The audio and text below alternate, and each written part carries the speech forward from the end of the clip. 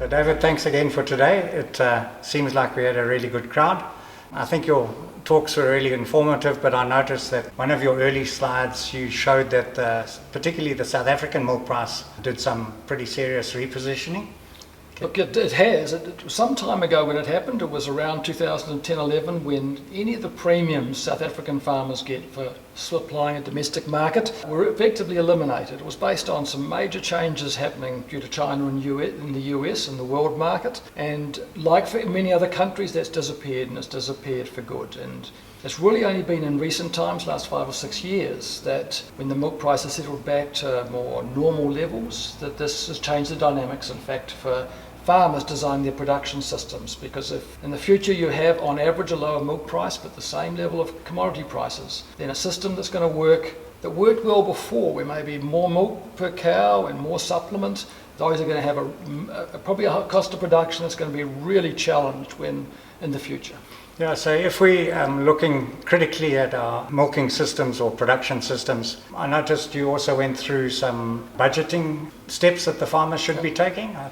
Look, I've said many times in the past that pasture-based dairy farming is about the most complex business on the planet, and it absolutely is, for a number of reasons, including people buy farms, pasture-based dairy farms, they might produce milk, but actually the key driver of profit is pasture. And when you have a business, any business in reality, but if it's a bit more complex, your budgeting and your analysis has to be at a much higher level. You've really got to get to the bottom of what's driving profit. If you're going to look at options, you need to use what we call a whole farm approach to look at any options that you wish to pursue, and that requires a heavier level or a better level of budgeting than we've seen in the past. So I'm really keen to see actually South African dairy farmers lift their game. They're already as good or better than any group of dairy farmers I see anywhere around the world. But these are complex businesses, and there's a lot more I think that could be done. And you've always advocated that pasture harvest is what is the main driver of profit.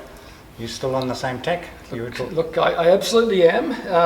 There's no change in the fact that pasture harvest is the primary driver of profit, the most notable one in a pasture-based dairy farm, but so often it's been underplayed how important the production system is, and you define a production system by the percentage of pasture or the percentage of supplement in the diet, and a lot of work I've done recently is trying to understand that, and there's a very simple concept in this, and it's part of a recently published refereed paper that I've produced, and that is that if you want to have a resilient business, a resilient dairy farming business in the future, not just as your profit, do you need to concentrate on profit, but you need a low cost of production.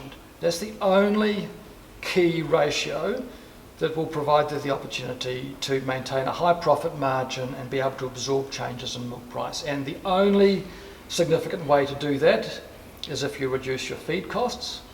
And given there's little opportunity for the country to reduce their individual feed costs, pasture, concentrates, other forages, the only option, as my paper outlined, was to change the mix. And the mix is more pasture and less concentrate and other forages, which is to change the production system to one with a lower cost of production. I actually think it's almost an equally important number to monitor, and really what I was trying to do with the paper and with my talk today was to highlight this as an opportunity to significantly further improve South Africa's international competitiveness, and actually right now to make sure you don't drift down a track that, say, the Australian industry has, where it's no longer profitable.